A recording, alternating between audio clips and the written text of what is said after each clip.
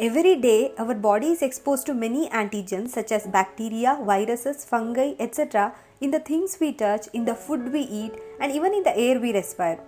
If you are leading a healthy and happy life, it means your immune system is strong. Just like our heart and lungs, our immune system is constantly working to keep us healthy. So let us have a brief introduction to our immune system.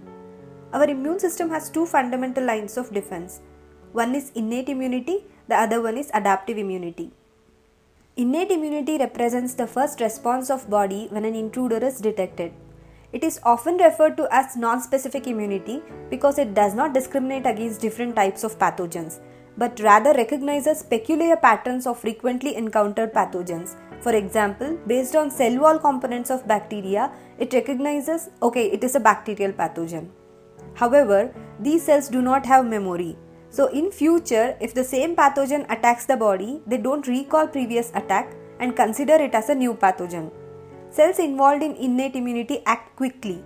For example, it makes sure that bacteria that have entered the skin through a small cut or wound are detected and destroyed on the spot within few hours. Innate immunity is comprised of 4 types of defensive barriers. They are anatomic, physiologic, phagocytic, and inflammatory. Anatomic barriers are the first line of defense against an infection. Example, skin acts as a protective barrier that prevents the entry of pathogens into the body. It also produces an oily secretion called sebum, which has an acidic pH that inhibits the growth of most microorganisms. Breaks in the skin due to scratches, wounds, or insect bites therefore leads to infection. An example is malaria caused by mosquito bite. Another anatomic barrier is mucous membrane lining the respiratory tract. They secrete mucus which traps the pathogens which are later pushed by cilia towards the external nasal openings. So, whenever you sneeze, remember it is body's response to clear pathogens from the nose. Physiological barriers include temperature, pH, and various soluble and cell-associated molecules. We often get fever. Again, this is one of the body's reactions to infection. A rise in temperature inhibits the growth of many organisms. Our stomach contains HCl that helps in digestion. It is an acid and most microorganisms cannot survive in acidic pH. We get tears if we are exposed to dust. Tears contain a hydrolytic enzyme called lysozyme that cleaves the cell wall of many bacteria, which leads to the clearance of bacteria from eyes. Phagocytic barrier. The immune system contains many cells called phagocytes. Their function is to eat or engulf a pathogen and digest it inside. This process is called phagocytosis and it eliminates pathogens from the body. Inflammation. If we are injured, we can sense a swelling and redness at the site of injury. It is a response of immune system against tissue damage.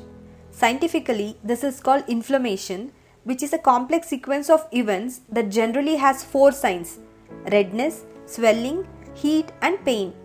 These signs are due to following sequences. Tissue damage causes release of some chemotactic factors such as cytokines that attract phagocytic neutrophils to the site of injury.